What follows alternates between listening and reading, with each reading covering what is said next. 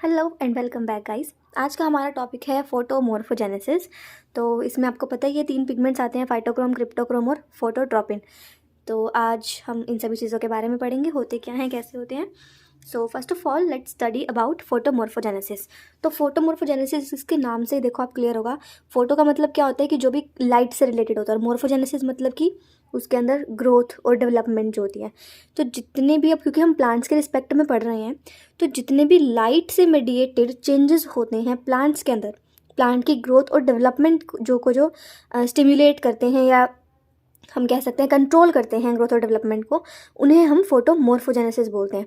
और इसके अंदर एक एक्सेप्शन आती है कि इसमें हम फोटोसिंथेसिस को इंक्लूड नहीं करते। मतलब फोटोसिंथेसिस के अलावा जितने भी लाइट से कंट्रोल हो रहे हैं प्रोसेसेस प्लांट के अंदर उसकी ग्रोथ और डेवलपमेंट के लिए, उसे हम फोटोमॉर्फोजेनेसिस बोलते हैं। The light mediated changes in plant growth and development independent of photosynthesis are called photomorphogenesis. अब लाइट जो है वो हमें पता है प्लांट के लिए बहुत ही इंपॉर्टेंट है। अगर लाइट नहीं मिलती है प्लांट को, तो उसकी जो स्ट्रक्चर होता है उसमें कुछ चेंजेस आ जाते हैं। यानी कि हो सकता है कि उसका जो कलर हो ग्रीन ना हो पाए, पेली हो, या फिर जो उसकी ग्रोथ होती है ना वो एक्सट्रीमली टोल हो जाती है। और इसी वजह से जो प्लांट है वो अच्छे से ग्रो नहीं कर पाता। तो हम बोलते हैं कि जो प्लांट है उसकी इटियोलेटेड ग्रोथ होती है। इटियोलेटेड ग्रोथ, ठीक है। ये कब होती है? जब प्लांट को लाइट नहीं मिलती है, यानी कि डार्क में, जब अंधेरे में जब प्लांट ग्रो करता है तो उसकी इटियोलेटेड ग्रोथ होती है। हो सकता है उसका कलर पेल हो, और it can be unusually toll, या फिर उसकी अपीयरेंस कुछ अजीब सी हो जाती है। तो ये सभी फैक्टर्स होते हैं और इन्हें हम बोलते हैं कि प्लांट जो है it is growing etiolated growth हो रही है उसकी, ठीक है। इसके बाद फोटोमॉर्फोजेनेसिस जो है उसके अंदर 3 फोटो रिसेप्टर्स होते हैं, फाइटोक्रोम, क्रिप्टोक्रोम और फोटोट्रॉपिन। फोटो रिसेप्टर्स कौन से होते हैं?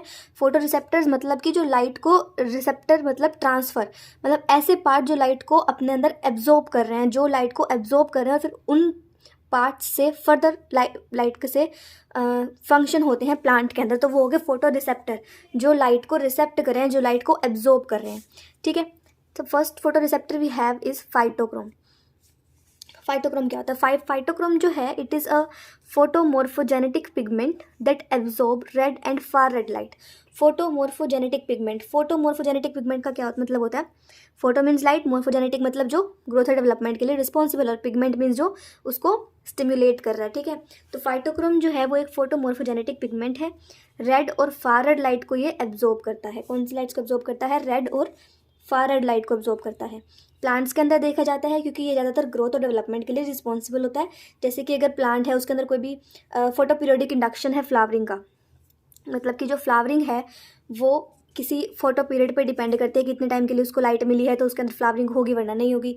तो ये भी कौन कंट्रोल करता है? फाइटोक्रोम्स कंट्रोल करते हैं। इसके बाद सीड्स अगर जर्मिनेट होंगे या नहीं होंगे, क्लोरोप्लास्ट डेवलप होगा या नहीं होगा, या फिर जो लीफ है वो सिनेसाइज होगी या उसकी एब्सीशन होगी, स्टेम इलोंगेट होगी या नहीं होगी। बहुत सारे फैक्टर्स जो हैं जो प्लांट के लिए ग्रोथ के लिए रिस्पॉन्सिबल होते हैं, उनके लिए कौन सा रिसेप्टर रिस्पॉन्सिबल होता है? दैट इज़ फाइटोक्रोम, ठीक है जी। इसके बाद it is a family of chromoproteins with small covalently bound pigment molecules. Chromoproteins की फैमिली है, और इसके अंदर क्या होता है? पिगमेंट मॉलिक्यूल्स आपको देखने को मिलते हैं। जो ये पिगमेंट मॉलिक्यूल्स होते हैं इन्हें हम क्रोमोफोर बोलते हैं। क्रोमोफोर बोलते हैं जो पिगमेंट मॉलिक्यूल्स होते हैं इन फाइटोक्रोम्स के अंदर। फाइटोक्रोम का स्ट्रक्चर देखेंगे हम इसके बाद, तो उसमें ज़्यादा अच्छे से क्लियर हो जाएगा कि ये पिगमेंट मॉलिक्यूल्स असल में है क्या। जो फाइटोक्रोम्स का पिगमेंट होता है उन्हें हम क्रोमोफोर बोलते हैं। और जो क्रोमोफोर्स होते हैं ये लीनियर टेट्रापायरोल की रिंग्स होती हैं। इनका जो स्ट्रक्चर होता है वो लीनियर टेट्रापायरोल स्ट्रक्चर होता है। मतलब इस तरह का 4 सपोज रिंग्स बन गई हैं और ये आपस में कनेक्टेड होंगी, इस तरह का इनका स्ट्रक्चर होता है। टेट्रापायरोल रिंग्स बनती हैं इसके अंदर, ठीक है। रिंग्स नहीं बनती हैं, लीनियर होता है, मतलब ऐसे चेन्स की फॉर्म में ये प्रेजेंट होता है। रिंग्स तो मतलब अगर वो ऐसे कुछ कोई भी स्ट्रक्चर बना रहे हैं क्लोज, तो इस तरह का स्ट्रक्चर नहीं बनता है, लीनियर स्ट्रक्चर बनता है। तो टेट्रापायरोल लीनियर इनका स्ट्रक्चर होता है, किसका? क्रोमोफोर का। नेक्स्ट बात आती है कि जो ये फाइटोक्रोमोबिलिन है, ये इसका जो लीनियर टेट्रापायरोल होता है इस पिगमेंट का, उसे हम फाइटोक्रोमोबिलिन बोलते हैं। और ये जो फाइटोक्रोमोबिलिन है ना, ये सिमिलर होता है बिलीरुबिन के। बिलीरुबिन का आपने नाम सुना होगा, जो मेमेलियन बाइल पिगमेंट है। बिलीरुबिन मेमेलियन मैमल्स के अंदर पाया गया बाइल पिगमेंट है, बाइल में मिलता है। तो बिलीरुबिन से इसका स्ट्रक्चर जो है वो काफ़ी रिजेंबल करता है। इसके बाद जो फाइटोक्रोमोबिलिन है, फाइटोक्रोमोबिलिन जो है वो प्लास्टिड्स के अंदर सिंथेसाइज होता है।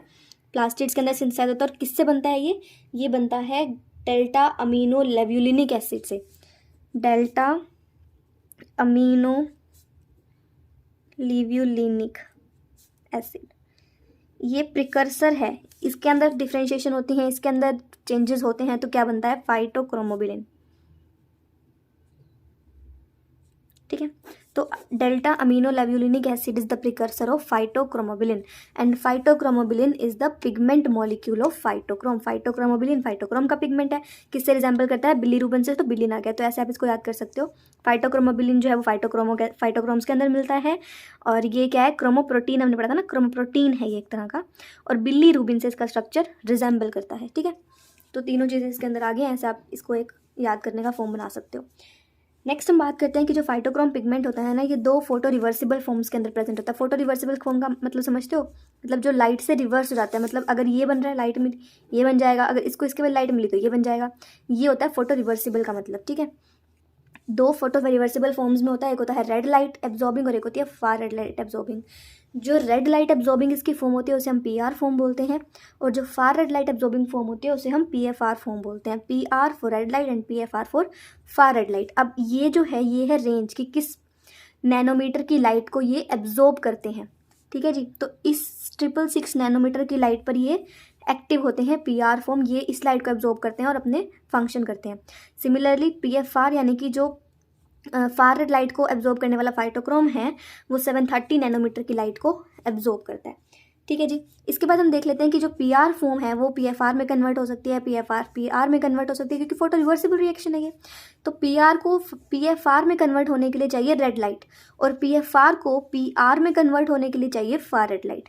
मतलब अगर कोई पीआर पिगमेंट है वो वैसे तो इनएक्टिव होता है, तो अब क्या होता है कि जो पीआर फॉर्म है वो इनएक्टिव होने के बावजूद जब उसको रेड लाइट मिलती है ना, तो ये पीआर फॉर्म पीएफआर फॉर्म में कन्वर्ट हो जाती है, जो कि एक एक्टिव फॉर्म है, means it can actively do the reaction in the plant.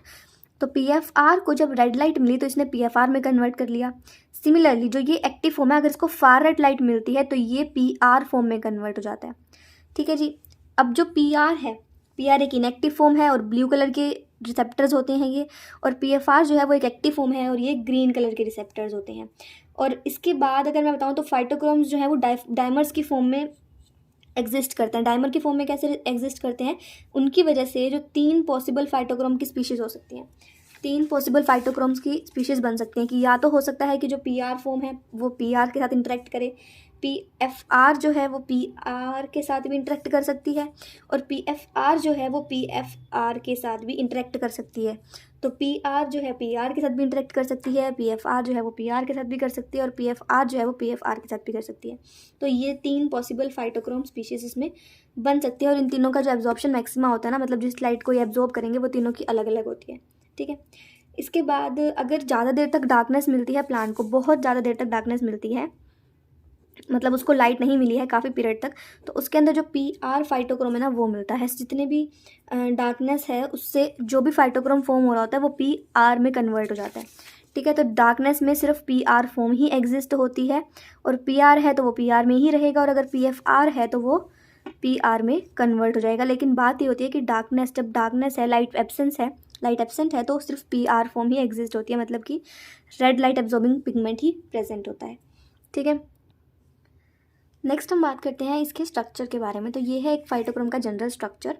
Phytochrome के अंदर एक एन टर्मिनल आपको मिलेगा और एक सी टर्मिनल आपको मिलेगा। ठीक है, तो एन टर्मिनल के पास आपको फोटोसेंसरी डोमेन्स मिलेंगे, PAS, GAF और फाई।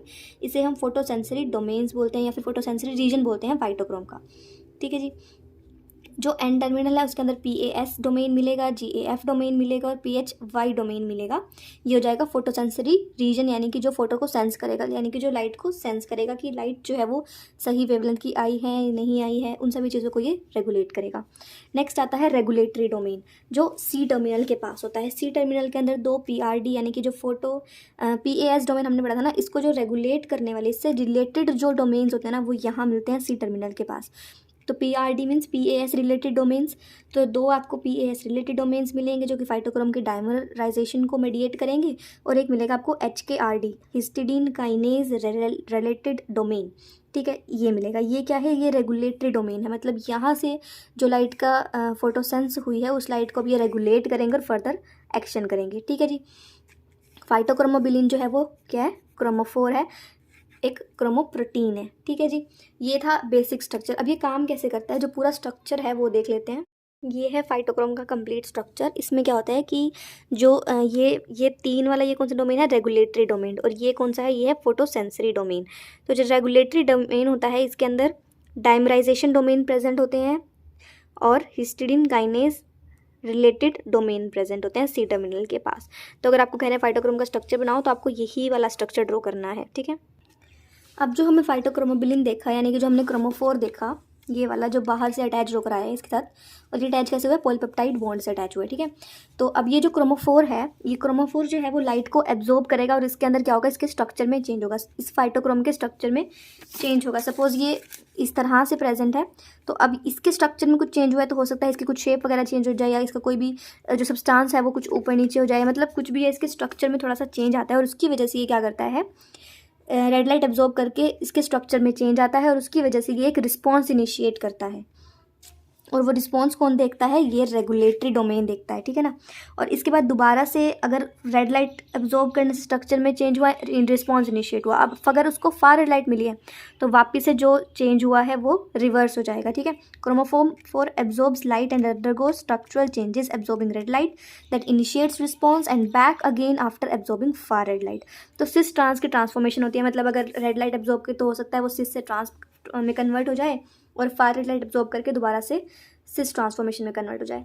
इसके बाद नेक्स्ट देख लेते हैं कि पीआर जो होता है वो रेड लाइट एब्जॉर्ब करके पीएफआर में कन्वर्ट होता है, लेकिन क्या ये सारा का सारा कन्वर्ट हो जाता है, नहीं, सारा का सारा कन्वर्ट नहीं होता है। पीआर अगर रेड लाइट एब्जॉर्ब करता है ना, तो पीएफआर भी कुछ हद तक रेड लाइट एब्जॉर्ब करता है।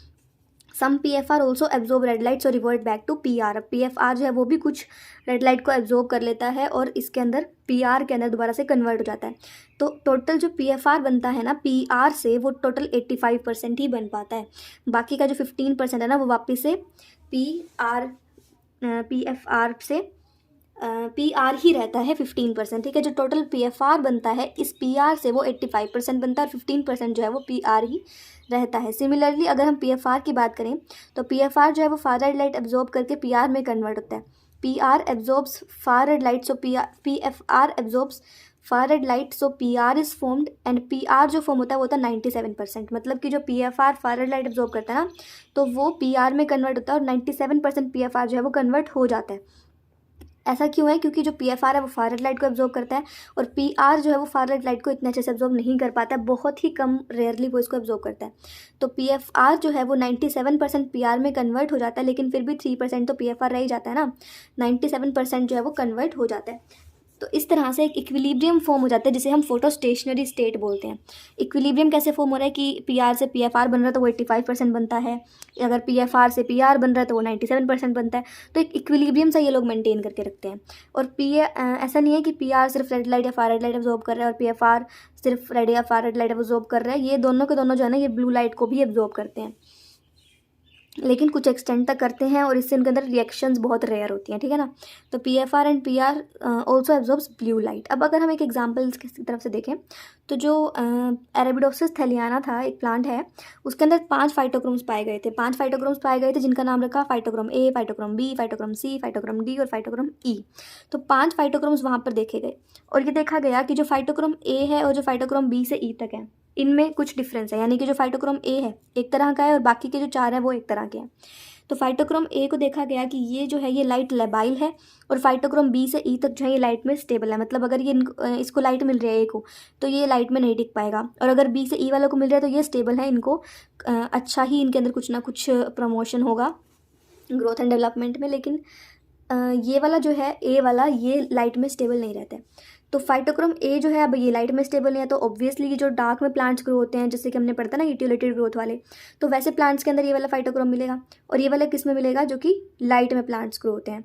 अब अगर लाइट में ग्रो हो रहे हैं ये प्लांट्स, तो इनके अंदर इन चारों में से कोई ना कोई फाइटोक्रोम मिलने की पॉसिबिलिटीज़ हैं, और अगर डार्क में कोई प्लांट ग्रो हो रहा है तो उसके अंदर सबसे ज़्यादा तो फाइटोक्रोम A ही मिलेगा। ठीक है जी, इसके बाद हम बात कर लेते हैं कि PFR जो है most abundant in dark grown etiolated plants, whereas its level rapidly drops on exposure to red light. अगर इसको रेड लाइट मिलेगी ना, रेड लाइट मतलब कि अब उसको कन्वर्ट होना है एक्टिव फॉर्म में, तो वो किस में कन्वर्ट होगा, FR के अंदर, फार रेड लाइट के अंदर। ठीक है, इसके बाद अगर इसको मिल गई रेड लाइट, जो बी से ई तक फाइटोक्रोम्स हैं ये अपना काम शुरू करते हैं जब इनको मिलती है फार रेड लाइट, ठीक है जी। इनमें भी जो बी वाला ही सबसे ज़्यादा अबंडेंट है। अगर कोई भी लाइट स्टेबल प्लांट है जो लाइट में ग्रो हो रहा है तो उसके अंदर सबसे ज़्यादा फाइटोक्रोम बी मिलने के ही चांसेस होते हैं। नेक्स्ट हम देख लेते हैं इसके बाद phytochrome response. Number of photons impinging on unit surface area is termed as fluence and fluence per unit time is irradiance। इसका मतलब क्या है कि कितने फोटोन्स कहाँ से आते हैं, लाइट से ना, तो कितने फोटोन्स जो है यूनिट सर्विस एरिया के ऊपर गिर रहे हैं उसे हम बोलते हैं फ्लुएंस, कि कितने फोटोन्स का फ्लुएंस हुआ है, फॉल हुए हैं। इसकी यूनिट है मोल पर मीटर स्क्वायर, और जो फ्लुएंस रेट है या फिर हम कह सकते हैं कि फ्लुएंस पर यूनिट टाइम उसे हम बोलते हैं इरेडियंस। और अब क्योंकि टाइम ऐड हुआ है तो उसकी यूनिट में क्या हो जाएगा, ऐड टाइम की यूनिट सेकंड। अब जो रिस्पॉन्सेज इनिशिएट करते हैं वो रिस्पॉन्सेज भी 3 तरह के हो सकते हैं, VLFRs, LFRs और HIRs। VLFRs का मतलब क्या हो जाएगा, very low fluence response. Very low fluence response मतलब कि वेरी जो बहुत ही कह सकते हैं कम लाइट जिनको मिलती है, ठीक है। Amount of light which is needed to induce response is minute, so very small amount of the total phytochrome is converted. इनको बहुत कम रेडिएशंस की लाइट मिलती है तो बहुत ही कम ये अपना रिस्पॉन्स दे पाते हैं। Very low fluence response below 1 micromole per metre square, very small amount of phytochrome is converted to PFR। अगर हम LFR की बात करें तो वो VLFR से थोड़ा ज़्यादा होगा, ये वेरी लो था, ये लो होगा, तो लो फ्रीक्वेंसी रिस्पॉन्स। इसमें क्या होता है, लो फ्लुएंस रिस्पॉन्स। लो फ्लुएंस रिस्पॉन्स जो है इनिशिएट होता है 1 माइक्रोमोल पर मीटर स्क्वायर की लाइट मिलने पर, फोटोन्स मिलने पर, और ये फोटो रिवर्सिबिलिटी के रिस्पॉन्स को शो करता है। मतलब कि जो फार रेड लाइट होती है वो उसका रिस्पॉन्स जो है उसको रिवर्स कर देती है, रेड फार रेड में कन्वर्ट हो रही है, फार रेड में कन्वर्ट हो रही है, ठीक है जी। इसके बाद आता है HIR जो कि है high irradiance response. High irradiance response मतलब कि prolonged exposure to light of relatively high photon flux. Light जो उनको मिल रही है वो ज़्यादा फोटोन की है, ज़्यादा उसके अंदर ज़्यादा एक्सपोजर हुआ है लाइट से, और इनके अंदर कोई फोटो रिवर्सिबिलिटी नहीं होती, और ये कोई भी लो को भी ओबे नहीं करते। इनके अंदर कोई रेड या फिर फार रेड लाइट की फोटो रिवर्सिबिलिटी नहीं है कि रेड है तो फार रेड बनेगा, फार रेड है तो रेड बनेगा, ये सिस्टम इनके अंदर नहीं होता है। अब देख लेते हैं इनमें डिफरेंस का क्या होता है। तो फोटो रिवर्सिबिलिटी के बेसिस पर जो VLFRs होते हैं ये कोई भी रिस्पॉन्स शो नहीं करते कि इनके अंदर बहुत ही कम लाइट है, अब तो उनके अंदर क्या ही कन्वर्जन होगा। फोटो रिवर्सिबिलिटी पता है ना कि फार रेड में कन्वर्ट हो रही है, रेड फार रेड में कन्वर्ट हो रही है। जो लो फ्लुएंस जो है लो फ्लुएंस रिस्पॉन्सेज हैं वो होते हैं कि अगर फोटो रिवर्सिबिलिटी को वो शो कर रहे हैं, हाई वाले नहीं करते। रेसिप्रोसिटी को वेरी लो वाले करते हैं, लो वाले भी कर रहे हैं लेकिन हाई वाले नहीं करते रेसिप्रोसिटी को शो, ठीक है। इसके बाद फ्लुएंस की रिक्वायरमेंट मतलब इनको कितनी देर तक लाइट से एक्सपोजर चाहिए, इसको 1 माइक्रोमोल पर मीटर स्क्वायर से कम ही चाहिए, लो वाले को 1 to 1000 माइक्रोमोल पर लीटर, और हाई इरेडियंस वाले को मोर देन 1000। इसके बाद फोटो रिसेप्टर कौन सा रिस्पॉन्सिबल है, वेरी लो के लिए फाइटोक्रोम A क्योंकि ये डार्क में ही मिलेगा, लो वाले के लिए फाइटोक्रोम B, D और E, और हाई वाले के लिए अगर डार्क ग्रोइंग प्लांट्स में है तो फाइटोक्रोम A, और अगर लाइट ग्रोइंग प्लांट्स के अंदर है तो फाइटोक्रोम B। तो ये पूरा का पूरा था about फाइटोक्रोम्स। I hope this is clear to you all, and if you have any doubts you can comment. Thanks for watching.